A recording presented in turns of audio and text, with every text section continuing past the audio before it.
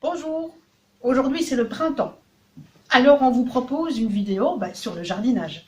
Dis, c'est pas une vidéo pour le mot du jour, quelque chose de spirituel là qu'on veut faire? Oui, mais on va parler des plantes qui sont dans le jardin, mais on va aussi parler du jardin qui est à l'intérieur dans notre cœur. Ah, Mais en mars-avril, c'est un moment idéal pour faire les plantations. Tu vois, c'est ça qui est important. Ici, j'ai apporté déjà quelques graines.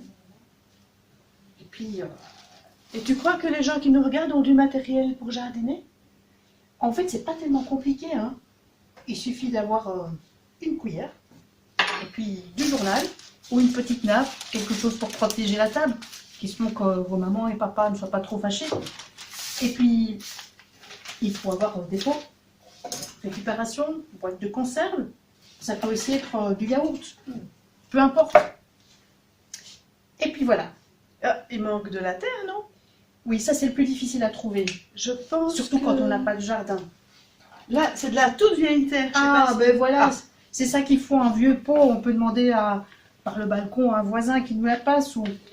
Alors, on va mettre de la terre. Et puis après, on va mettre une petite graine.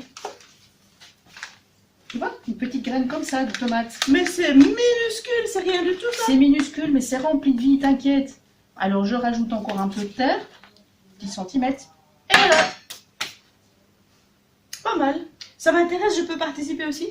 Bien sûr que tu peux participer. Alors, je vais te nommer assistante jardinière. Oh, merci. Voilà.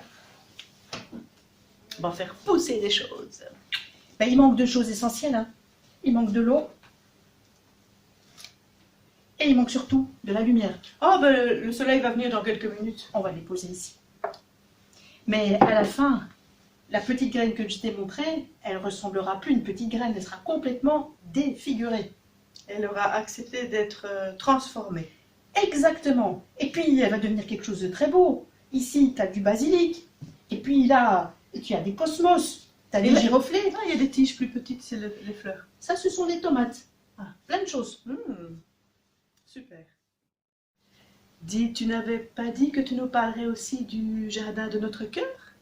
Oui, bien sûr, parce que vous savez, cette graine qui tombe en terre, c'est comme le Christ. Il a fait tout à fait confiance à son Père. Il a eu peur, il a cru qu'il était abandonné de tous, et il en est mort.